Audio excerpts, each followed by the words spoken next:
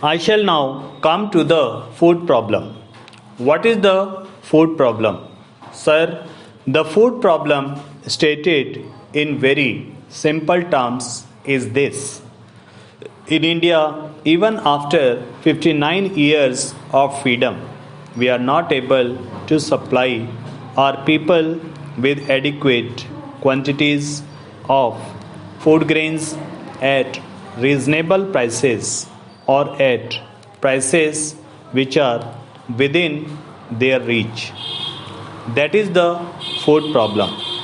It appears to be a very simple problem, but actually, it is a very complicated problem and a very basic problem in the sense that food prices constitute the core of our entire price structure, and in a capitalist society where there is freedom of enterprise, the price structure or the price system governs the development of the economy as a whole. Therefore, sir, this problem becomes the basic problem. I do not want to attempt here any analysis of how the rising food prices affect the various aspects of our economic life. But one broad fact has to be recognized, that it is due to the failure on the part of the government to tackle this food problem that so many complications have arisen, which we are finding it very difficult to resolve. All these have as their basis and failure of the government to solve the food problem. Now, sir, there are two aspects of the food situation to be considered, as has been correctly stated by our Honorable Minister of Food and Agriculture. One aspect relates to production and the other aspect relates to distribution or regulation of the resources that are at our proposal.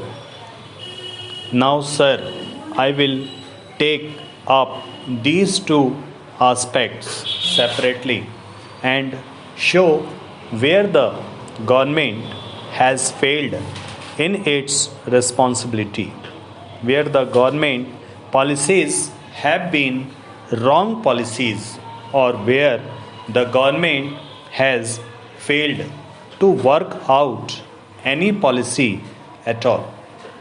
First, I will take the distributive aspects or the regulatory aspect. For this purpose, I will have to go back a little to the developments that have taken place during the last 6 or 7 years. Now, if we follow the developments that have taken place from the year 2000 onwards, we will inevitably come to the conclusion that the record of government has been a remarkably poor record. The government has been groping in the dark.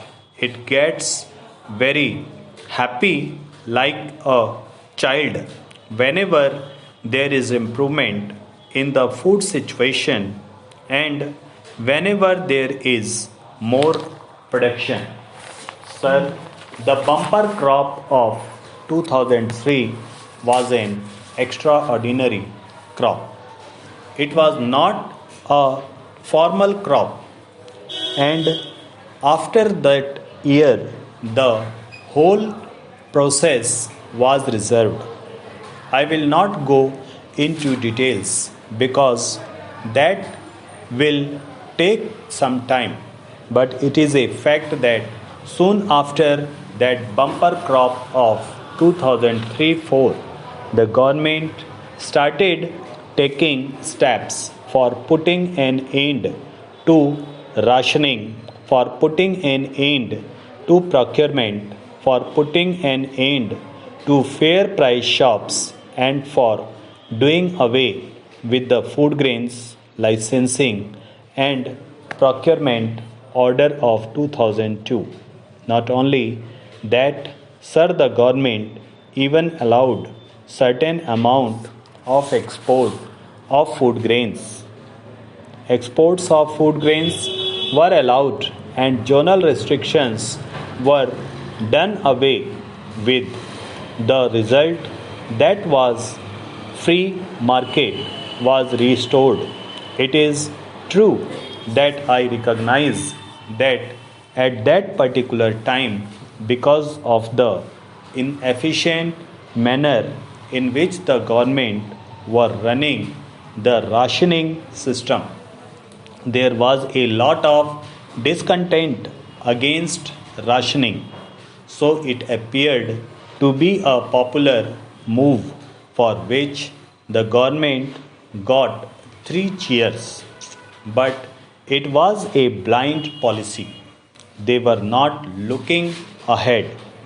They were not examining the basic factors in the situation, and the most basic factor in the situation was that our agriculture is on the margin, that a good monsoon may give us food grains, whereas by the prices may fall, but the next year a little shortage of rainfall may create an acute crisis. So you have to plan out your whole functioning in a manner that you are prepared for emergencies, that you don't wait to receive shocks. You have to plan and prepare for the rainy day.